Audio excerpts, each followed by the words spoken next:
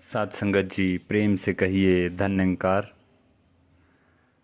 आज के हमारे सत्संग का विषय है जीवन।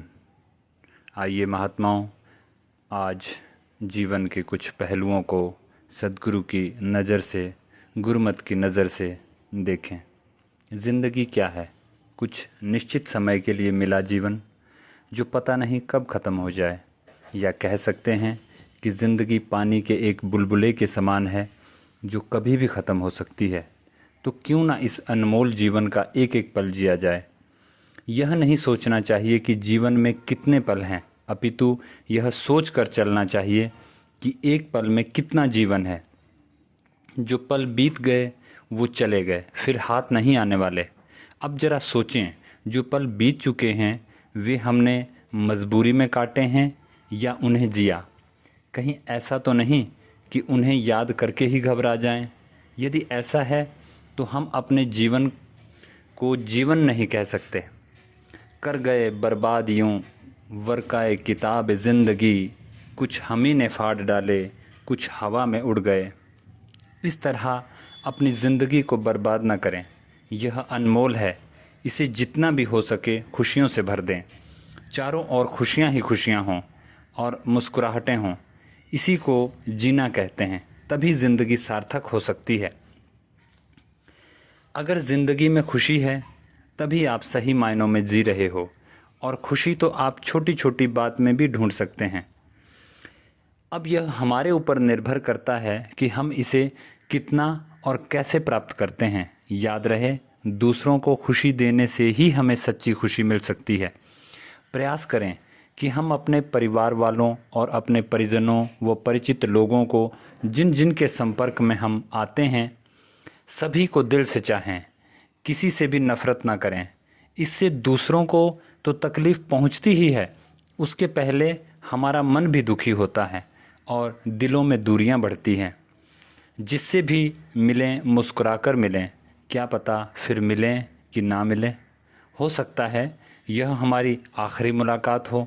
इस आखिरी मुलाकात की याद कैसी हो, कड़वाहट भरी या प्यार भरी, ये सब हम स्वयं ही सोच सकते हैं। क्या आपने कभी सोचा है कि हमारे मित्र, हमारे सगे संबंधी सिर्फ एक बार के लिए मिले हैं? इस संसार से जाने के बाद कोई किसी से दोबारा मिलने वाला नहीं। बिछुड़ जाएंगे सदा सदा के लिए, कभी दोबारा ना मिलने के लिए। फिर चाहे हम लाख कोशिश कर लें, एक पल के लिए भी उन्हें नहीं मिल सकते।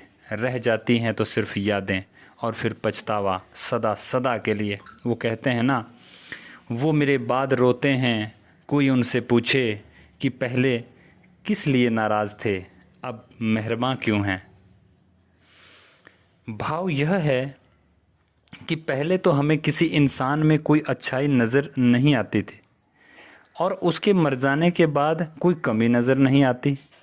उसके दोष भी गुणों में तब्दील हो जाते हैं, और वह कमी महसूस होती है तो फिर कभी पूरी नहीं हो सकती। तो क्यों ना हम समय से ही समझ जाएं और अपने जीवन का पूरा आनंद लें, इसे दुखों की भट्टी में न झोंकें। ऐसे ही एक व्यक्ति का उदाहरण है जो अपने काम में कुछ ज़्यादा ही व्यस्त रहता था। काम के बोझ के कारण उसका स्वभाव चिड़चिड़ा हो गया। परिणाम स्वरूप वह तनाव में रहने लगा। घर वालों से भी प्यार के साथ बात ना कर पाता। घर में झगड़ा रहने लगा और घर का वातावरण तनावपूर्ण रहने लगा। एक दिन उसने सपने में देखा कि वह घर से अपने कार्यालय के लिए जा रहा था, तो अपना ध्यान एकाग्र नहीं कर पाया, जिसके कारण दुर्घटना हो गई और उसने वहीं दम तोड़ दिया। उसका शव उसके घर पहुंचाया गया। घर वालों पर तो जैसे अचानक पहाड़ टूट पड़ा। वह बहुत रोए, उसका अचानक बिछुड़ जाना सहन नहीं कर पा रहे थे। उधर उस व्यक्ति की आत्मा यह सब देख रही होती है। उसने उनका रोना सहन नहीं हो रहा था। वह उन्हें छूने की कोशिश कर रहा पर छू नहीं सकता। वह सोचता है कि जब उसके पास सारा परिवार था तो उसके पास समय ही नहीं था, उसे उनकी अहमियत पता नहीं थी। अब वह इन सब को बताना चाहता है कि उनसे कितना प्यार करता है, परंतु बता नहीं सकता।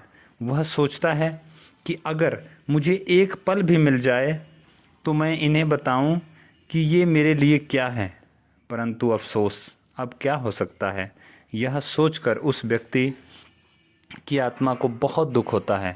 उधर उसकी पत्नी और बच्चे उसकी जुदाई सहन नहीं कर पा रहे। वह उससे बहुत प्यार करते थे, परंतु कभी जाहिर नहीं कर पाए। अब उनके मन में भी यही अफसोस था कि काश हमने उन्हें खुश रखा होता। जो समय इनके साथ गुजारा वह खुशी से गुजारा होता। अब पत्नी व बच्चे यही सोच रहे थे कि काश हमें कुछ लम्हे और मिल जाएं, क्योंकि वे दुनिया में इतने उलझे हुए थे कि कभी एक दूसरे के मन में झांकने की कोशिश ही नहीं की। लेकिन अब चाहने से क्या हो सकता था। अब उन्हें ज़िंदगी में एक एक पल की कीमत पता चल चुकी थी। इतने में उस व्यक्ति की आंख खुल गई और वह अपने चारों ओर देखता है। वह अपने घर में है, उनका परिवार उसके पास है। उसकी जान में जान आई। उसने अपने परिवारजनों को बहुत प्यार किया और पूरा जीवन प्यार से रहने का वायदा किया, क्योंकि अब उसे ज़िंदगी की कीमत पता चल गई कि जिसे हम घृणा से बर्बाद कर रहे हैं वे अमूल्य हैं। इस दुनिया के जंजाल में इतना फंस मत जाओ कि जीना ही भूल जाओ और केवल जीने की रस्म ही अदा करते रहो। खुद को खुशी से दूर न रखें, हर एक खुशी का एहसास करें। मन को बांध कर न रखें, उसे उड़ने दें। हमें जीवन में आगे बढ़ना चाहिए, क्योंकि ठहराव ज़िंदगी नहीं है। जीवन तो इतना अनमोल है कि किसी भी कीमत पर दोबारा नहीं मिल सकता। फिर इसका इतना अपमान क्यों? अब प्रश्न यह है कि हम सुखी कैसे रहें, कैसे अपनी ज़िंदगी से दुख दर्द मिटाएं। इसके लिए हमें कुछ बातों का ध्यान रखना होगा, जो वैसे तो बहुत सरल और साधारणता सी हैं, लेकिन यदि गहराई से सोचें तो ये ज़िंदगी बदल कर रख सकती है। सबको आता नहीं दुनिया को सजा के रखना, ज़िंदगी क्या है मोहब्बत की ज़ुबान से सुनिए। साथ संगत जी, प्रेम से कहिए धन निरंकार जी।